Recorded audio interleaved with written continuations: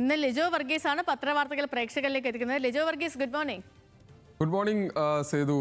എല്ലാ പത്രങ്ങളിലും ഏറ്റവും പ്രധാനപ്പെട്ട വാർത്ത നമ്മൾ കഴിഞ്ഞ കുറേ ദിവസങ്ങളായി ചർച്ച ചെയ്തുകൊണ്ടിരിക്കുന്ന മദ്യത്തിൻ്റെ നികുതി ഇളവുമായി ബന്ധപ്പെട്ട വാർത്തകളാണ് പ്രധാനപ്പെട്ട പത്രങ്ങളിലെല്ലാം അതിൻ്റെ തലക്കെട്ടായിരിക്കുന്നത്. ദീപിക പത്രം പറയുന്നത് കത്തിത്തുടങ്ങി എന്നാണ്. ബജറ്റ്, മദ്യവും കരിമണലും ഈ രണ്ട് വിഷയങ്ങളിൽ കത്തിത്തുടങ്ങി എന്നുള്ളതാണ്. കോൺഗ്രസിൽ ചേരിതിരിവ് എന്ന് പറയുന്നു. മുഖ്യമന്ത്രി വി ഡി സതീശൻ അവതരിപ്പിച്ച ആദ്യ ബജറ്റിലെ സ്വപ്ന പദ്ധതികൾ പൊതുവെ സ്വാഗതം ചെയ്യപ്പെട്ടതിന് പിന്നാലെ കരിമണലും വീര്യം കുറഞ്ഞ മദ്യവുമായി ബന്ധപ്പെട്ട നിർദ്ദേശങ്ങളിൽ വിവാദം കത്തിപ്പടരുന്നു എന്നാണ്. പ്രതിപക്ഷത്തിനും പൊതുസമൂഹത്തിൽ നിന്നും കോൺഗ്രസിനുള്ളിൽ നിന്നും പ്രതിഷേധം ഉയർന്നു എന്നുള്ള കാര്യം കൂടി പറഞ്ഞുകൊണ്ടാണ് ദീപിക അവരുടെ ഒന്നാമത്തെ പേജിൽ ഈ വാർത്ത, ഏറ്റവും പ്രധാനപ്പെട്ട വാർത്തയായി ഇന്ന് ദീപിക ഈ വാർത്ത കൊടുക്കുന്നു എന്നുള്ളതാണ്. മാതൃഭൂമി പറയുന്നത് തലയ്ക്ക് പിടിച്ച് മദ്യനയം എന്നാണ്. മുഖ്യമന്ത്രിയെ അതൃപ്തി അറിയിക്കാൻ എക്സൈസ് മന്ത്രി, പ്രതിഷേധവുമായി ക്രൈസ്തവ സഭകൾ, വീര്യം കുറഞ്ഞ മദ്യത്തിൽ UDF-ൽ പോര്, മദ്യനയത്തിലും കരിമണൽ കാര്യത്തിലുമുള്ള ആശങ്കകൾ പരിഹരിക്കേണ്ട ഉത്തരവാദിത്തം സർക്കാരിനുണ്ടെന്ന് KC വേണുഗോപാൽ പറഞ്ഞ കാര്യം, പ്രകടന പത്രികയുടെ അന്തസത്തയ്ക്ക് നിരക്കാത്തതാണെന്ന് VM സുധീരൻ പറഞ്ഞ കാര്യം എല്ലാം ചേർത്ത് വെച്ചുകൊണ്ടാണ് മാതൃഭൂമി ഒന്നാമത്തെ പേജിൽ ആ വാർത്ത കൊടുക്കുന്നത്. അപ്പോൾ അതിൽ തന്നെ ഗോപികൃഷ്ണൻ്റെ ഒരു കാർട്ടൂൺ കാണാം. ധീര വീര്യ എന്ന് ഗാന്ധിയുടെ വേഷത്തിൽ വരുന്ന KC വേണുഗോപാലിനെ, അതോടൊപ്പം തന്നെ VM സുധീരനെയും കാണാം.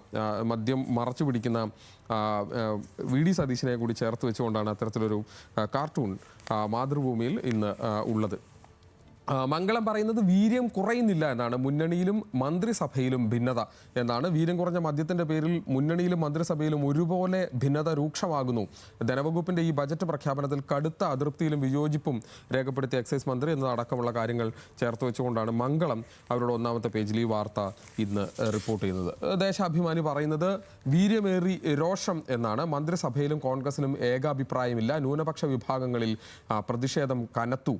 പ്രതിപക്ഷത്തുള്ളപ്പോഴും കോൺഗ്രസ് മദ്യ കമ്പനിക്കൊപ്പം എന്ന് പറഞ്ഞുകൊണ്ട് മദ്യ കമ്പനിയുടെ പേരുൾപ്പെടുത്തി നികുതി ഇളവ് സംബന്ധിച്ച നിയമസഭയിൽ കോൺഗ്രസ് MLA-മാർ ഉന്നയിച്ച ചോദ്യം എന്നതുകൂടി ചേർത്ത് വെച്ചുകൊണ്ടാണ്.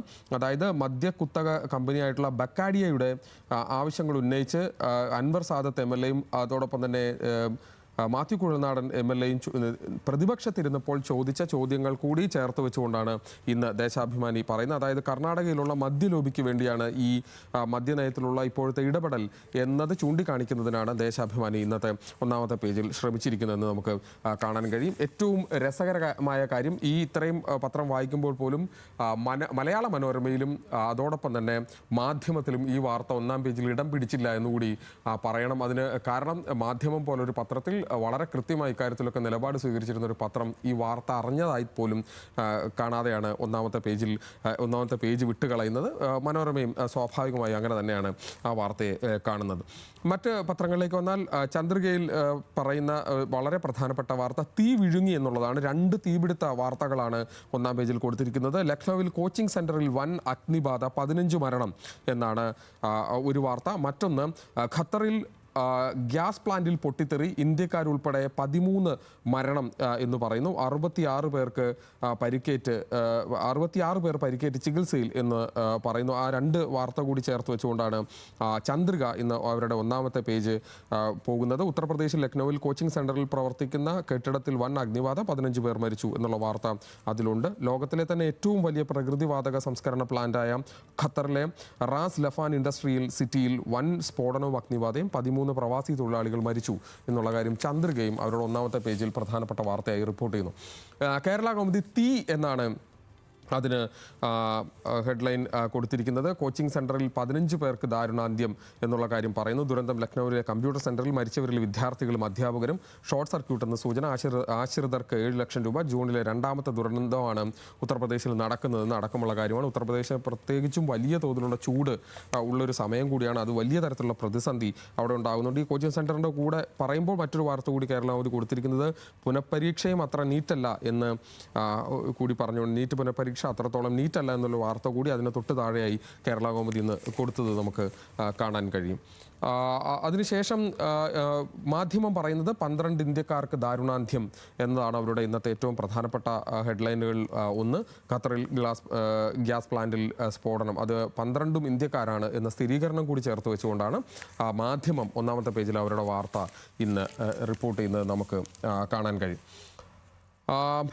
നേരത്തെ സൂചിപ്പിച്ച പോലെ തന്നെ മദ്യനയവുമായി ബന്ധപ്പെട്ട ഹെഡ്ലൈനുകളൊന്നുമില്ലാത്ത മനോരമയിൽ ഇന്നത്തെ പ്രധാനപ്പെട്ട ഹെഡ്ലൈൻ എന്ന് പറയുന്നത് മെസ്സി അല്ലാതാര് എന്നാണ്.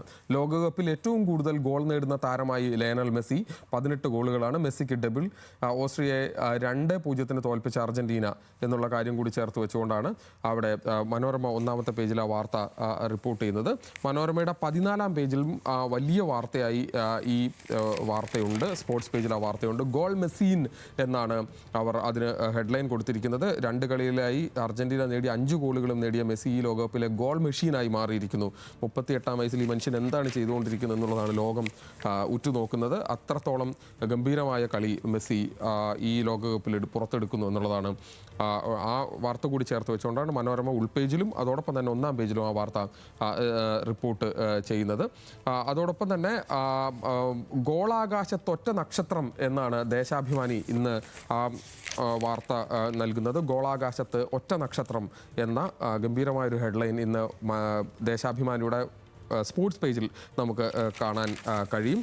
ഗോൾ വീര്യം എന്നാണ് മാതൃഭൂമി അവരുടെ 1-ാം പേജിൽ ഈ വാർത്ത റിപ്പോർട്ട് ചെയ്യുന്നത്. ലോകകപ്പിലെ ലയണൽ മെസ്സിയുടെ വീര്യം കൂടിയ 18 ഗോളുകൾ എന്നാണ്. 2006 മുതൽ 2026 വരെയുള്ള 20 വർഷത്തിനിടയിലുള്ള 18 സൂപ്പർ ഗോളുകളെ കുറിച്ച് പറയുന്നത് ആർക്കൊക്കെ എവിടെയൊക്കെ അടിച്ചു എന്നുള്ളതാണ്. 2006 സെർബിയ, ബോസ്നിയ, ഇറാൻ, നൈജീരിയക്കെതിരെ തന്നെ ആ തവണ 3 ഗോളുകൾ. 2014-ലും 2018-ലുമായി സൗദിക്കെതിരെ, 2022-ൽ മെക്സിക്കോയ്ക്കെതിരെ, 2022-ൽ തന്നെ ഓസ്ട്രേലിയ, നെതർലാൻഡ്സ്, ക്രൊയേഷ്യ, ഫ്രാൻസ് അടക്കമുള്ള രാജ്യങ്ങൾക്കെതിരെ, 2026-ൽ അൾജീരിയക്കെതിരെയും അതോടൊപ്പം തന്നെ ഏറ്റവും ഒടുവിലെ 2 ഗോളിൽ ഓസ്ട്രേലിയക്കെതിരെയും നേടിയ 18 ഗോളുകളെ കുറിച്ച് പറഞ്ഞുകൊണ്ടാണ് മാതൃഭൂമി അവരുടെ 1-ാമത്തെ പേജിൽ മെസ്സിയുടെ ഗോളിനെ ആഘോഷിക്കുന്നത് എന്ന് നമുക്ക് കാണാൻ കഴിയും. അത് കഴിഞ്ഞാൽ മെട്രോ വാർത്തയിലേക്ക് വരുമ്പോൾ മറ്റൊരു വാർത്തയുണ്ട്. അത് ഉദ്ധവ് സേന പിളർന്നു എന്നാണ്. 6 MP-മാർ ഷിൻഡെ സേനയിൽ ചേർന്നു. ശിവസേനയുടെ ലോക്സഭയിലെ അംഗബലം 13 ഉയർന്നു എന്നുള്ള കാര്യം മെട്രോ വാർത്ത അവരുടെ 1-ാമത്തെ പേജിൽ റിപ്പോർട്ട് ചെയ്യുന്നുണ്ട്. ജന്മഭൂമി അതിനെ പറയുന്നത് ലോക്സഭയിൽ കരുത്താർജിച്ച് NDA എന്നാണ്. അംഗങ്ങൾ 318. അതായത് മറ്റൊരു പാർട്ടിയിൽ നിന്ന് ചാക്കിട്ട് പിടിച്ച MP-മാർ വന്നപ്പോൾ അത് ലോക്സഭയിൽ കരുത്താർജിക്കുന്ന കാര്യത്തിലേക്കാണ് എന്ന തരത്തിൽ ആണ് ജന്മഭൂമി അവരുടെ ഹെഡ്ലൈൻ ഇന്ന് 1-ാമത്തെ പേജിൽ നൽകിയിരിക്കുന്നതെന്നും കൗതുകകരമാണ് എന്ന് കൂടി പറയുകയാണ്.